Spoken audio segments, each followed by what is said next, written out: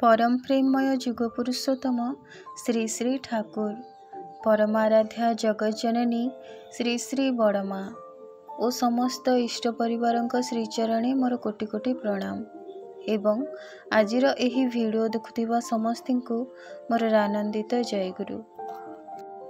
आजिर इष्ट प्रसंग शेष पर्यंत सुनिबाकु चेष्टा करिवे। जदि वीडियोटी भल लगे तेबे चैनलटी को सब्सक्राइब करिबा पई भूलिबेनी। पंगलार गोपाल दास बोली जड़े गुरु भाई तांकर व्यक्तिगत जीवन में घटी जाइथिबा गोटे अद्भुत घटनाटी विषय रे से जाजन रे कहंती ताहा मु आज आपण मानक निकट रे उपस्थापना करुछि। तांको घरठु किछि दूर रे तांकर बजार सिठी तांकर पुअंकर मोबाइल दुकान। हठात दिने संध्या समय परे जड़े विधवा भद्र महिला दुकान को आसीथिले। बयस तांकर एई 40 पाखापाखि बोधे हेबो। तेबे से गोटे कीपैड फोन सजाड़िबा पई आनिथिले। फोन रो चार्जर पॉइंट खराब होइतिला। गोपाल दांकर पुओ मोबाइल टी देखी 160 टंका खर्च हेबो बोली कहिथिले। हेले सेई माटी भारी नरम गळारे कहिले मो पाखरे 90 टंका थिला, सेथिरु 20 टंका खर्च होई जाइछि, एबे मात्र 70 टंका अछि, आपण एतिकी रखंतु, परे किंतु बाकी टंका दे देबी। सेही समय रे गोपाल दा मध्य पुओंक सहित दुकान रे उपस्थित थिले। तेणु बापा एवं पुओ कथावार्ता होई सेही 70 टंका ही रखिले। आउ काली आसी फोन टी नेबा पई कहिले। तार पर दिन ठीक संध्या समय परे परे सेही माटी फोन नेबा पई आसिले। किंतु फोन नेबा पूर्वरु दुकान रे रखा जाइथिबा सोफा उपरे बसी थांती। तांको सेही समय रे गोपाल दा पचारि देले, अच्छा माँ तुमरो घर केउठी? सेही माटी कौनसी निर्दिष्ट उत्तर न देई पछ गाँ रे देखा जाउतिबा अनेक गुड़िए घर को देखाई कहिले, तारी भितर मो घर। हेले आउ किछि समय वार्तालाप हेउ हेउ निजर परिवार कथा मध्य सेही माटी कहिबाकू आरंभ करदेले। आउ कहिले, दादा मोर प्रकृत रे घर आसाम, किंतु मो एठारे घर भड़ा नहीं रुहे। 4टी संतान मोर, 2टी पुआ और 2टी झियो। स्वामी तो चलीगले, तेणु समस्ती को बड़ कष्ट रे विवाह कराई देछि। एमिति कहू कहू कांदी पकेइले। आउ कहिले, मु खूब कष्ट और जंत्रणा रे अछि दादा, टिकिए भी शांति नहीं।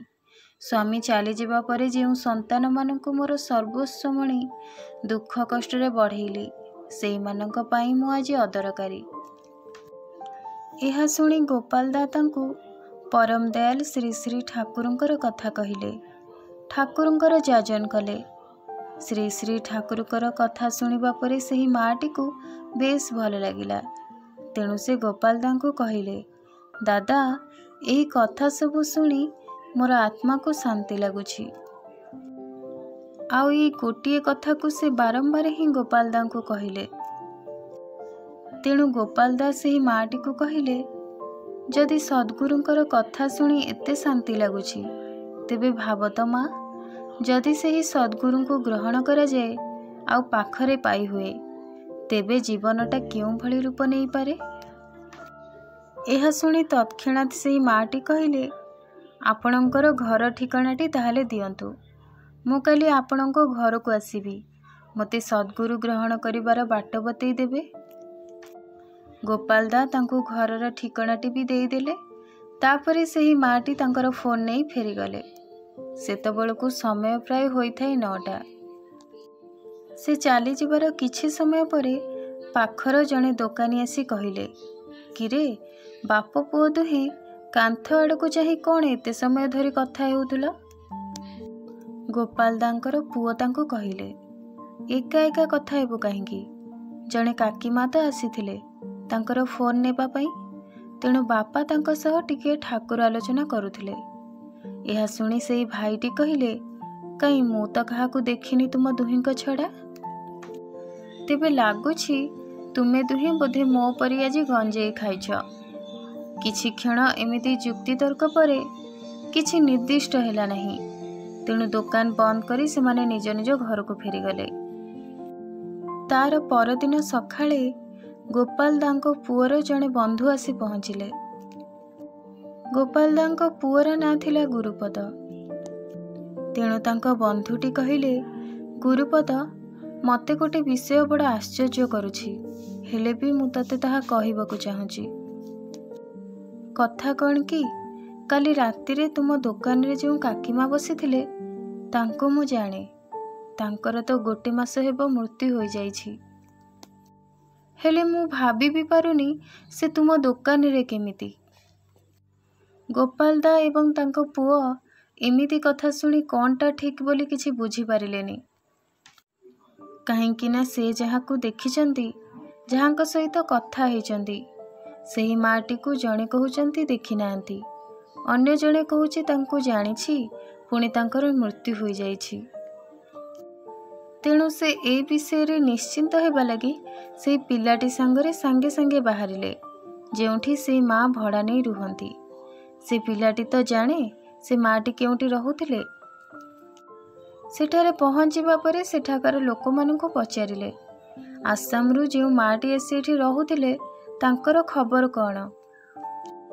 ଆଉ ଲୋକମାନେ ଉତ୍ତରରେ କହିଲେ, ତୁମେ କ'ଣ ଜାଣନି, ସେଇ ମାଟିର ତ 1 ମାସ ହେଲା ମୃତ୍ୟୁ ହୋଇଗଲାଣି। ଏକଥା ଶୁଣି ଗୋପାଳ ଦା ଏବଂ ତାଙ୍କ ପୁଅ ଏଇ କଥାଟିକୁ ସହଜରେ ବିଶ୍ୱାସ କରିପାରିନଥିଲେ।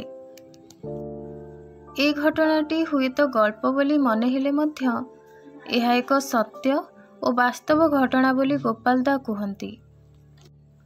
ଆମେମାନେ ଅନେକ ଆଲୋଚନା ମଧ୍ୟ ଦେଇ ଜାଣନ୍ତି ଯେ ଶ୍ରୀ ଶ୍ରୀ ଠାକୁରଙ୍କ ନିକଟକୁ ସଶରୀରେ ଲୋକମାନେ ଜୀବନରେ ଶାନ୍ତିରେ ରହିବା ମାର୍ଗ ନିମିତ୍ତ ଆସିଥାନ୍ତି, ଆଉ ଶରୀର ନଥିବା ଆତ୍ମାମାନେ ମଧ୍ୟ ନିଜର ମୁକ୍ତି ନିମନ୍ତେ ଠାକୁରଙ୍କର ଆଲୋଚନା ସ୍ଥାନକୁ ଆସିଥାନ୍ତି ଆଉ ଶୁଣିଥାନ୍ତି।